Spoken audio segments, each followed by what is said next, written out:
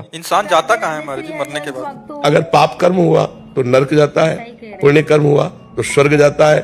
अपने पाप और पुण्यों का भोग भोग कर फिर मृत्यु लोक आता है। पुण्य क्षीणे मृत्यु लोके विसंति। एक अपराध की भारत में ऐसी सजा है कि 20 साल सजा, आजीवन कारावास या फांसी की सजा एक ही अपराध में तो होते हैं। हमारे कितने ऐसे अपराध है ना भारत सरकार से दंड मिला है ना हमने प्रायश्चित किया है, तो उन पापों का फल नरक में तो भोगना पड़ेगा।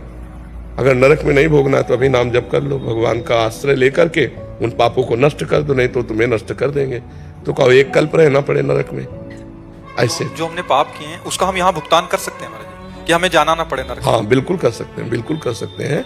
भजन के द्वारा, तीर्थयाटन के द्वारा, दान पुण्य के द्वारा, परोपकार के द्वारा, और सबका फल मांगे कि मैं निष्पाप हो जाऊं, मैं भगवान को प्राप्त हूं। तो फिर भगवत प्राप्ति ही ना होती अगर पाप नष्ट ना होते तो। निष्पाप पुरुष ही भगवत प्राप्त होता है। तो निष्पाप तभी हो जाता है जब नाम कीर्तन, भगवान की लीला कथा श्रवण, भगवान की लीला कथा गायन, नाम जप, दूसरों को सुख पहुंचाना, इसी से हमारे पाप नष्ट होते हैं। महाराज जी समझदारी तो इसी में कि यही आप बुद्धिमानी तो तभी। अभी देखो पीछे वाले बैच में एक बच्चा नहीं कह रहा था मुझे भय रहता है कि मुझे मरना है, मेरे से कोई पाप न बन जाए, कोई गलती। हमका कितना बढ़िया पवित्र हृदय है, नई अवस्था है, पर वो कह रहा मैं भयभीत रहता हूँ मेरे से कोई पाप न बन जाए। उनका तुम बहुत अच्छे महात्मा